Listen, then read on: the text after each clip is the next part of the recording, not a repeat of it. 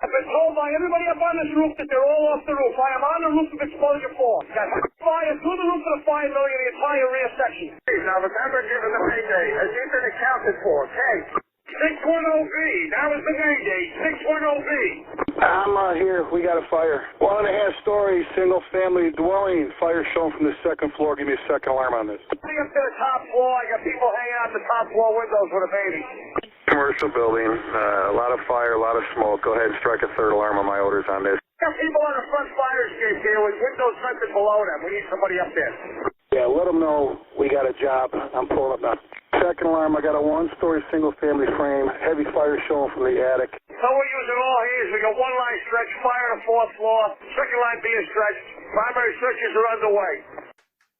Hey, we're back with another episode of Old School, the podcast with no script, no outline, no agenda, no notes, no nothing.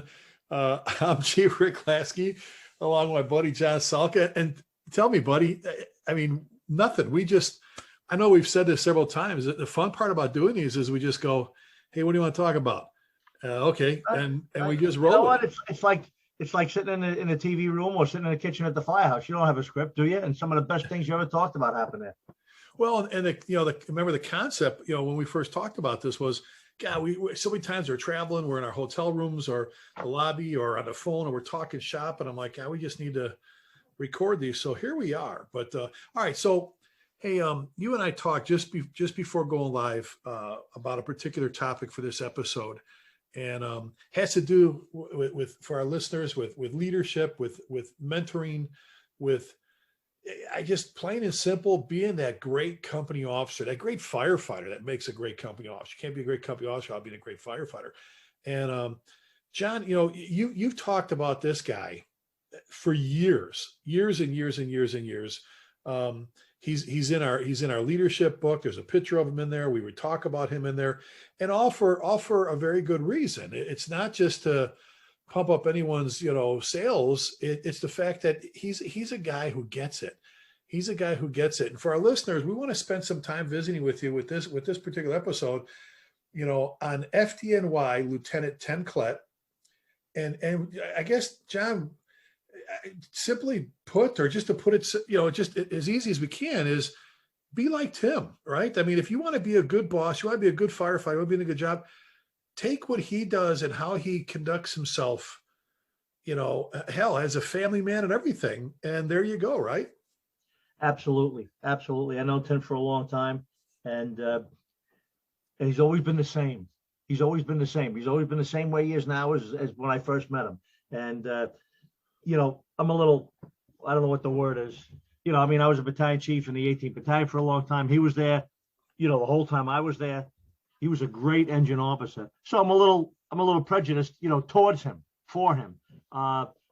Frankly, I had every officer in the 18th Battalion was great. So I can't, measure them against each other. But what I got to say about Tim Klett was, man, he was a great engine officer. Now, in the FDNY, and I guess it happens in other places, sometimes you get guys that are truck firefighters, they get promoted, they become truck officers and, lieutenants. Then they become a captain. All of a sudden, trucks are few and far between, harder to get. All of a sudden, they end up assigned to an engine.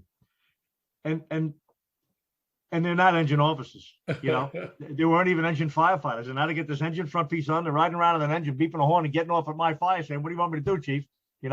And that was not Tim. Tim was an engine guy, died in the war right from the start. He was in 69 engine. I think Tim was in 47 engine before he was in 69. 69 is the up in Harlem 28 truck and 69 engine, the Harlem Hilton. Great busy place that he was very fortunate to break in at, and then of course he made lieutenant. Left there because he made lieutenant, and he ended up in 88 engine. I was very very fortunate to have him, add him to the long list of great officers in general, but engine officers in particular. And 88 engine, of course, was a great busy outfit, Well, and you said it very, very appropriately that you were blessed in the 18th Battalion of some great company officers, I've met a bunch of them and they're awesome. So talk real quick about 8838, that house. There's so many examples we use in classes as to how to do it right that come right out of Engine 88, Truck 38's, firehouse in the 18th Battalion in the Bronx. I mean, we're talking about a lieutenant, 24 years with FDNY, ton more, well over 30 years in the fire service. But talk about, 8838, just the bosses that have to be able to work in that firehouse, as busy as they are. You were the battalion commander for what, 15 years almost, pretty much handpicking your officers for your firehouses, unless obviously somebody said, Chief Salka, this is you're getting. But so what does it take to be that company officer in that firehouse? And let me say something real quick before I forget about this. You remember Captain Jay Kuhn from Sacramento, right? Taught with us at FDIC. Great guy, union president out there. We love Jay's old school. Love Jay, old school guy, very progressive. Does construction and then teaches economics at the college. The guy is just phenomenal. I remember I had him on my Pride and Ownership podcast, John, and we were talking about, the role of the truck company officer. And I asked, my question was, so Jay, who makes a good truck company officer? And he said, a good engine officer. And, I said, really? He went through all his bullet points as to, you're missing something critical, not having been that engine officer, the full playbook, when you jump right into that truck. See, not to say there's not good truck officers, never been on the engines, but you made me think about that when you talked about, truck guys, engine guys, and officers and that. But talk about 8838, that firehouse. And what were you always looking for in officers there when you assigned them there? Well, obviously I had not quite as you described. I had a little say sometimes. What was great about 88 and 38 and 45 and 58 and 48 and 56, the 6 companies in the 18th battalion, was great guys were always trying to get in, even if it wasn't the guy that I particularly wanted or, whatever. Anybody who got a spot there was a guy that had been there, that had done it, that knew what he was doing and was looking to stay busy and looking to be in a good company. Having said that, 88 and 38, 45 and 58 and 48 and 56 all have unique identities. And I guess most people probably say that in most fire departments around the country, different stations, station 1 with engine 1 and ladder 1, and station 3, everybody has their own set of characters, their own staffing, their own groups, their own officers that set the policies and the tones in different places. But 8838 was always a very, very, and it's well known and still is well known as a squared away, spit shine, spick and span, clean, well organized firehouse. 107-year-old firehouse, right? Right, 100-year-old firehouse. Absolutely, they celebrated their 100th anniversary just a couple of years ago, and the rigs were always impeccable. Not a light bulb out, not a clearance night, not one of the little yellow lights over the windshield, whatever out. I mean, the chauffeurs there were well known as very meticulous. They had their own little locker full of extra bulbs and extra stuff to keep the rig clean and shiny and this and that. And to the extent, and for as long as it was, that the job recognized it. The job, they would get a rig with gold leaf on it instead of just white lettering. You know what I'm saying? I know there were some occasions where, 38 truck, where they took the truck back after fewer years than a truck normally would stay in service. Let's say a truck stays in service 11 years. And I think it was 11 years when I was on a job.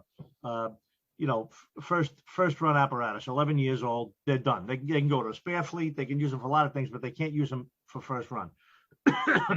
38 truck was always in such impeccable shape, even though they were busy, always in such impeccable shape that they would take them back with 9 years or 8 years or 7 years and give them another brand new rig and take that rig and actually give it to somebody, maybe somebody who wrecked the rig or something like that and wasn't in line to get a brand new one right away. So, or they would make it a spare and they'd have the spare that was better than some people's first run, first do rigs. But, and that was the kind of guy Tim was. Tim fit right into that mold there. Well, and that firehouse, John, for being 100+ years old, I have no problem saying it, looks better, feels better, and is better than some brand new firehouses. It is, when you say impeccable, it's almost like some of these new buildings, they're coming in and knocking down old stuff and build new buildings that look old. They've got the old neighbor. You would think that, okay, this is a new firehouse they made to look old, with the architecture, but it's incredible, and that doesn't happen without good lieutenants and captains at firehouse, though, with good firefighters, right? A lot of character there in that firehouse, and I must say, as I always do, many other FDNY firehouses are 100 years old or close to it and in beautiful, beautiful shape. I don't really know of any, I don't know if lack of a better term, shit houses, places that are just a real mess. I know of one or two that I stopped in once or twice in my travels covering. But yeah, really, really beautiful. And like you just said, being a company officer in a place like that is sometimes a little bit different because the firefighters, the men over there, have a lot of a routine worked out. Some officers come and go, some come and stay, some come and stay a little while, some come and stay a long while. But a lot of firefighters come to a place like that and stay there. They stay their whole careers there unless they get promoted or something. And there was a regular routine there that was followed that resulted in that big beautiful firehouse with those really beautiful rigs and rapid turnout times. And I mean the walls were full of unit citations there. It was just one of those, top of the pile places. And Tim Klett just fit right in there. He was molded for that place. Came out of another great place, Harlem Hilton 28 truck and 69 engine. But this was one of the great places, and Tim landed there, and he had an impact on the place as well. It's not like he just got on the horse and rode it the way he found it. He had his own impact on the company and on the crew and the way things were done. And he stayed there for captain after captain after captain. Captains came and went. I mean, shoot, that happened while I was in the 18th Battalion for 16 or 17 years. I forget how many captains were there in 88 or 38, but 2 or 3 in every company, and Tim was there long enough to probably experience 2 or 3 different captains as well. And what's something, because I know, the reason we're bringing this up is you recently were in that firehouse because Lieutenant Tim Klett retired, and we'll talk about that in a second. But, what I've seen, John, in my travels is wherever Tim has been to teach, or he's a repeat teacher. He's one of those guys that people call back all the time, right? Like in Amboy, our good buddy Jeff Bryant in Amboy, Illinois, the Amboy Volunteer Fire Department. They love it. Tammy, they love Tim there. I think you introduced Timmy to him, I think a while back, and and I've seen that everywhere, John, and that's not always the case. That's not always the case when you and I follow someone or go, that you don't always hear people singing their praises. Oh God, we just had Tim Klett here. We can't wait to have him back and all this.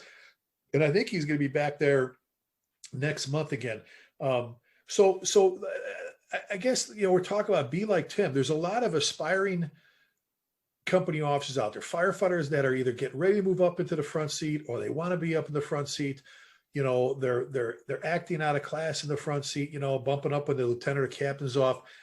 So what would you say to them, when we talk about, all right, be like Tim, and God, we could probably do this for hours with all the examples we use in class about Tim Klett as a company officer and why he, like so many of yours, is a great boss. But let's talk specifically about Tim here. What do you say to Nancy or Rick that want to be, I'm thinking about moving up and I need give me some hints, Chief Salka. Who should I be like and why? Why Tim? Well, I'll tell you, and I'm fortunate because I was a battalion chief in the 18th Battalion. And I got to work with Tim a lot and, visit the firehouse for drills and for, other occasions. So I really got to observe him and see him. He inspires his guys, now again, you got to remember that he got dropped into, he worked his way into, got transferred into a great firehouse with great reputation and great firefighters. It's not like they needed, somebody to come in and straighten the place out. It was a good place, but he got in there and he still had a great impact on the place. Cause every run he gets on the rig, every run, like he's going to a fire. Now, listen, you've been saying it. I've been saying it. Everybody else in the world that we know that teaches or instructs has been saying it. Get on the rig. Every time you get on a rig, you should be dressed. You should be ready to get off that rig and put a line in operation or grab your tools. Expect fire. Right. Expect fire. And Tim always did that. And not only did he always do that, but of course he got his guys, the ones that were already doing it. He reinforced it. The new people that he broke in, and of course being a lieutenant in the FDNY, any shift could get a brand new guy. Sometimes the captain gets them. Sometimes if they're rolling them in all the time, lieutenants get, a probie too, which is I always thought was a privilege. It was an honor to get a probie. You get to really shine the place up a little bit and everybody starts paying attention to basics again. But that was the kind of stuff that Tim did. Tim was always very articulate on the radio. And I don't mean articulate, dictionary. I mean articulate. He was always very clear. He knew to speak clearly and to make his messages short. We have we had some funny experiences with covering officers when Tim was working. And the point is, he knew who he was working with, as all of us do. Real quick, I got this chief John, tell that story though. You got to tell that story that when there was a covering officer or a new officer, I think the covering officer on 38, right. And he said, "Okay." Tim was working in the truck, right? So they were talking. I think he was a relatively new officer, and when you're a new officer, and I was a new officer 3 times, new lieutenant, new captain, new battalion chief. This guy was a new officer, and I don't recall what he was. He was probably a lieutenant, and he was talking to Tim about how things were going and what do we do here and this and that and the other thing. And then he said, "Oh, who's the chief tonight?" And Tim said, "Oh, it's Chief Salka." He said, "Oh, how is he?" He said, "Oh, he's good. He's been here for a long time, and he's very fair, and he doesn't really ask for much, but don't diddle daddle on the radio. If he asks you a question, give him an answer, and make it short." "Oh, okay." So, what is it? I forget the details. 10 minutes, a half an hour later, they go on and on, and then they offer report of smoke on whatever it is, the 3rd floor of whatever building it was. And there they are, and I'm rolling in. And of course, when I roll in, SOP and the FDNY is if there's a truck there, you call the first due truck. 1-8 to ladder 3-8, and right off the bat, the guy sort of flubs it. So what does he say when I say 1-8 to ladder 3-8? Now, Tim explained this to him. 1-8 to ladder 3-8. His answer is ladder 3-8. Go ahead. So already I got to talk again. You know what I'm saying? Now, for those of you that are listening, this is not a big deal, or is it?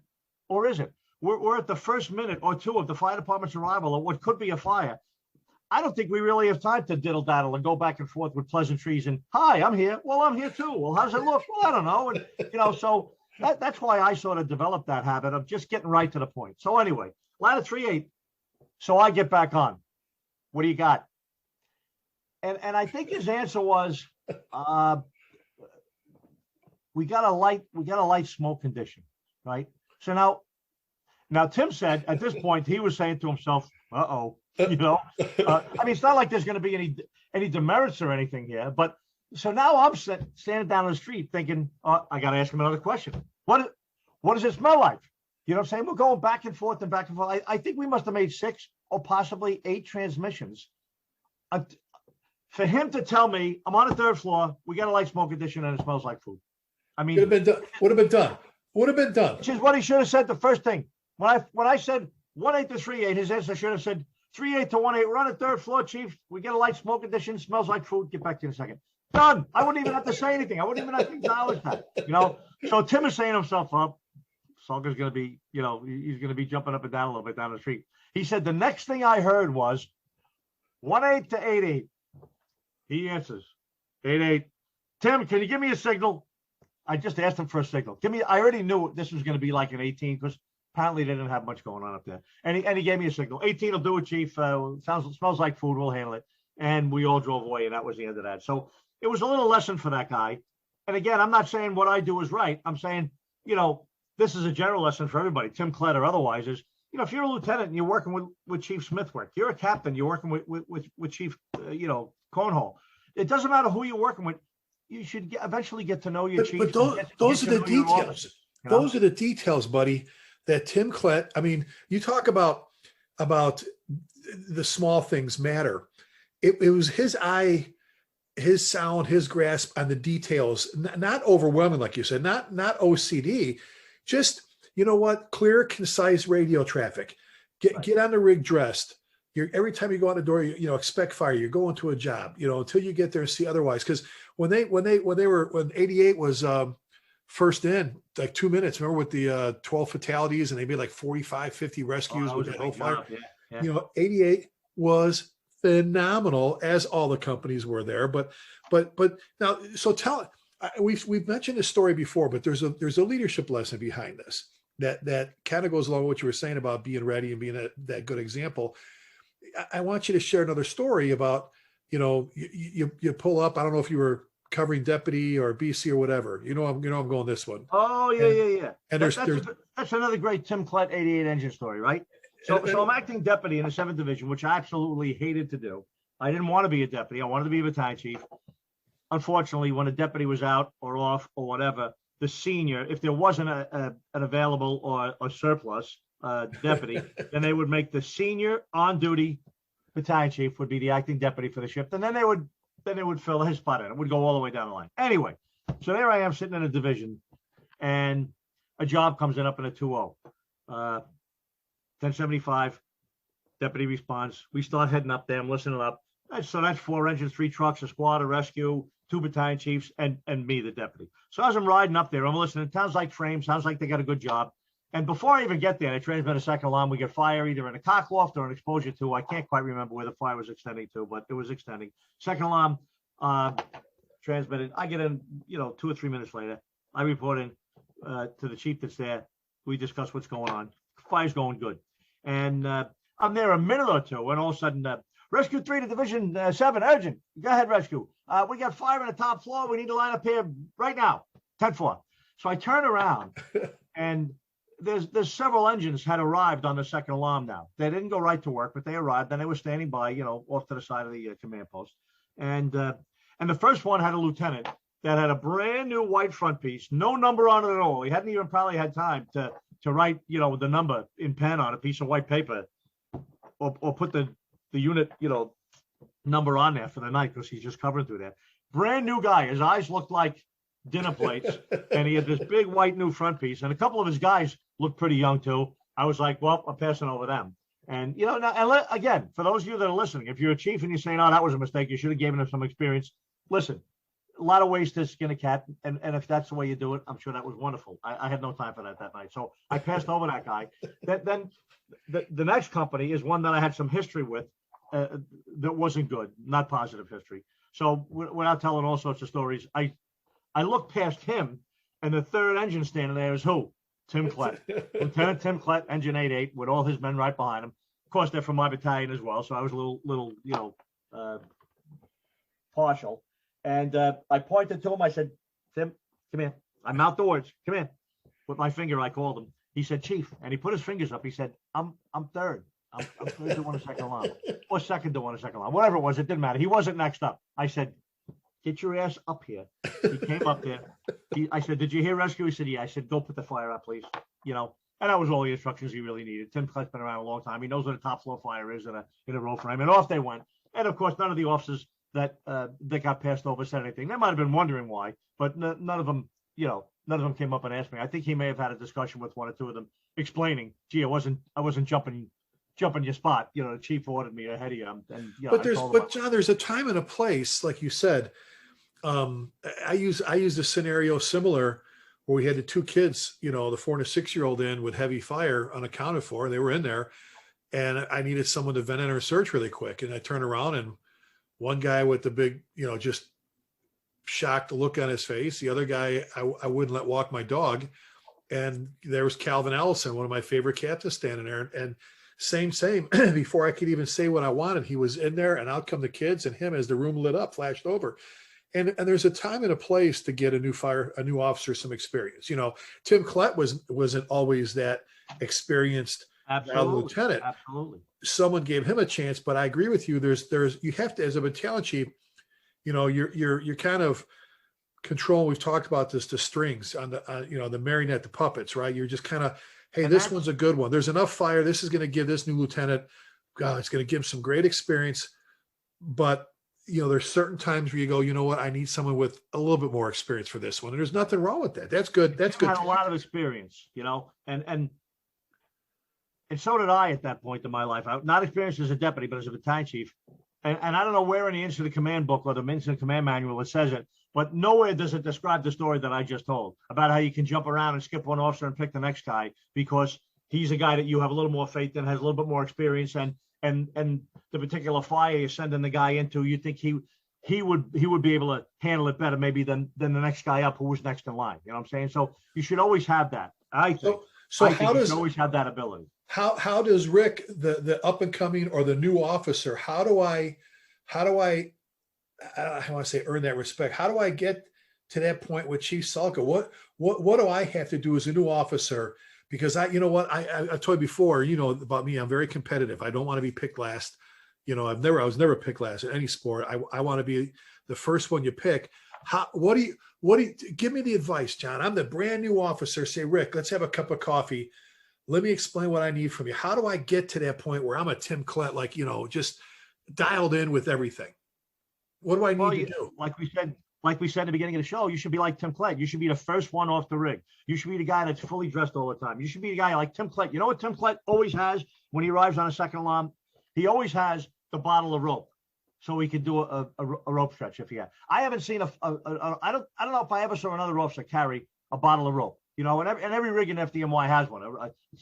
Actually, I'm embarrassed to say, it's a Clorox bottle, Right. with a bunch of rope in it, and they go up to the floor below and they throw the bottle out and hold the end of the rope. And when it gets to the bottom, everybody's taught how to tie right in the middle of the rope, and you tie the nozzle and they hoist it up to the floor below. And Tim was always ready to do that. Anytime I was somewhere, not first or second or third do on the box, but a second alarm unit, first or second or third on the second alarm, Tim would always have his rope. And that's just one other example of stuff that a lot of other guys just got off the rig and just start sashaying down the street towards the smoke, wondering, gee, I wonder if I'm going to work or not work, or gee, I got to get out of here early or whatever. I'm not saying every guy that's not Tim Klett is some bum, but he always paid attention to everything and he was always ready. And he impressed me, and as did other officers, every run. He impressed me at food on the stove runs. He impressed me when he stopped at, report of a fire in the yard, reported rubbish. We get there, 2 inches, 2 trucks. Tim's there. A mattress. There's a mattress burning, behind the building. They stretch the booster back there, and the booster days are 1 3/4 now, putting the fire out. Not every officer, certainly not every engine officer, would say, let me look up. This mattress didn't fall out of an airplane. It might have came out of one of the windows upstairs. You know what I'm saying? Like, I know engine officers that would put that out and wouldn't know the answer to the question. They come back out to the front. I'd say, what floor did that come out of, And he looks at me like, oh, it came out from upstairs? Yeah, that didn't occur to you that mattress might have came from upstairs? If it was already out there last night, today, and last week, it'd be soaking wet. You couldn't light it on fire, But anyway, that's the kind of stuff that Tim always, made an effort to take care of. He was very precise, and he took care of the details. If he had a car and he was washing it, he's the guy that had the white letters really clean on the wheel. Some guys will wash and wax a car and they won't even clean the wheels. So what does he do with what, you give him, you go, Tim, you already know this, obviously you're short, but you got a new guy, you got a probie coming, you're going to be breaking in a probie. What do you think Tim says to this new guy or gal, when their first day and we talk about this all the time, when we do our company officer academy, your new firefighter's first day to roll to company officer, what you should be doing. What do you think Tim says to that probie when he, you know what I'm talking about, that whole, right. Hey, Lieutenant Klett, I'm here reporting, firefighter Smithwick. I'm here. And oh yeah, I knew you were coming. I saw the assignment. What do you think Tim says to that new probie? Gee, I'm not sure if I ever actually spoke with Tim about that or not, but I can only imagine that he's got that down to a program. He's probably got down to the details of what they're going to do each day and what assignment the guy's going to have. Of course, the guy is going to probably be in the backup position, because the backup position is with the officer. He's not going to put him at the door or at the control. He's probably going to be at the backup. And depending on who you are, when I was an engine officer, a probie was the backup for a long time before they got to the nozzle. Some guys think, a couple of runs, couple of days, make him a nozzle man. Be a long time before a probie gets to be a nozzle firefighter, because they got to be right there with the officer. So I know Tim would probably do something like that. Probably keep him with him. Tim already drills every day, every shift, every day, every night. They're already drilling. That firehouse. Yep. But there might even be an added emphasis on drill with the probies. Now I know FDNY probies still carry and make entries in their training logbook, right? Right. And right. That was a great idea. Whoever came up with that, it's like probably a 20-year-old idea now. And guys are still carrying around a marble notebook and making entries every shift, who they're working with, who the officer is, anything they learned at drill, anything they learned on runs and stuff like that. And they have to turn that in. They have to turn that in, right, at the end of their probation. It has to be turned in when they get off probation. I'm not sure exactly how it's handled now, if it's handled exactly the same way, but back then you had to turn it in when you got off probation. It was reviewed and looked at. Your officer had to look at it occasionally, maybe every payday. The officer had to look, whoever your regular officer was, and sign off. Yes, these are the days he worked, and he made an entry every day. Like you skip a couple of days, you better have an excuse. And I'm sure Tim looked at those as well. And I think the new probies have them as well. And that's a very important aspect of the probies development, because you get to see what he's thinking, because he's the one that writes all this stuff down, So I'm sure Tim pays attention to the notebook, pays attention to drills. I'm sure he explains everything, because he explains everything to anybody and everybody anyway. You don't go somewhere and get back on the rig and drive away if something happened. Tim be the guy to say, hold on a second, guys, did you see what happened here?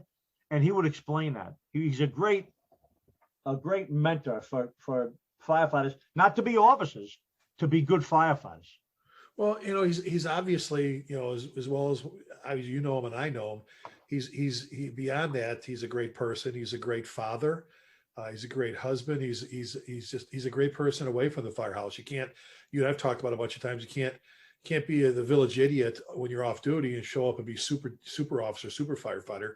You've got to play both sides of the wall equally. Great family man. Yep. A great family man. And just so, all right, let's summarize. We've been talking about recently retired FDNY Lieutenant Tim Klett off very recently retired. We went out to breakfast, actually. We went out to breakfast one day since then, off of Engine 88. Like I said, 24 years, I think, in FDNY, and a lot more beyond that. Previous, yep. Yeah, well over 30 years. Great instructor, all that. So let me ask you to do this for us, John, for our listeners. Summarize. We're talking about be like Tim. I'm your new officer, and you look at me and you go, Rick, just you know what? Be like Tim. And in my head, I'm going, so Chief Salka, what do you mean? So summarize. When you say be like Tim, right? Hey, go. You want to be a good boss? Be like that guy right there. Summarize for our listeners. What are you talking about? Be like Tim. Well, I'll tell you what. He was good at what he did. He made it a point to be good. And he wasn't always. I mean, he was a lieutenant. He was one rank above firefighter. He could have been a captain. He could have been a town chief, like myself, like lots of other people. He chose to be a lieutenant, and he loved being a company officer. I really don't think he had too much interest in being a chief. I think he dabbled with the idea of maybe taking a captain's test, or maybe being a captain someday, because he then could be a company commander of an engine company. But he just loved riding that front seat, and that's a great lesson for those of you that are out there. Every single firefighter, every single company officer does not have to aspire to the next rank or to 2 ranks away. I mean, when I was young, I knew someday I wanted to be a battalion chief, and I worked towards doing that with Jay Jonas and a bunch of other guys in my group. And Tim did that as well. He wanted to be a boss. He studied. He made lieutenant. But he was lieutenant for a long time. And boy, he generated and produced a lot of probies. A lot of guys came and went through there, became lieutenants, and went out the door and were company commanders eventually somewhere else, that learned a lot from him. So, you should always be striving to be good, to be your best, which he always was. And he was always striving to keep his crew on their toes and well-trained and safe. Well, you mentioned training. He was always dressed. He led by example, by the right example, the proper example. He every time he got on a rig, he was thinking, like the whole expect fire. I don't care. Everything was going to be serious. It was not, that whole think big, be ready. Every time you roll out the door, if you're the boss and you're riding the front seat and you're ready every single time you go out the door, there's no excuses for the guys behind you to not be ready. You're like, you can't be, well, he's not dressed, I have to be dressed. You better be playing that role, and actually a notch higher than your boss. What a great guy. What a great instructor. He's another one like Tommy Shervino. We talk about Tommy, the legend, where students light up around Tim Klett. They light up around him. At break time, there's always a crowd around him up in front of the classroom. And that doesn't happen on accident. There's a way about certain people that they make students feel comfortable. They're approachable. They're always willing to share. It's not about teaching as much as sharing. And Timmy he's all that. He's all that. So congratulations on a great career and a bunch of other stuff coming down the road. But hey, John, great topic. I'm glad we talked about this one. Talk about a great officer. So to those aspiring to be, that great company officer, simply put, be like Tim Klett. Hey, John, if they want to get a hold of you, best email. That's chiefjohnsalka@gmail.com. And I'm at chieflasky@gmail.com. We appreciate you always joining us. We're tons and tons and tons and tons of downloads. We love it. Thank you. And we love the great messages. We never end any of our episodes without asking you to please keep the men and women in armed forces in your thoughts and prayers. And remember, never forgetting means just that, never forgetting. Thank you. Be safe, and God bless you.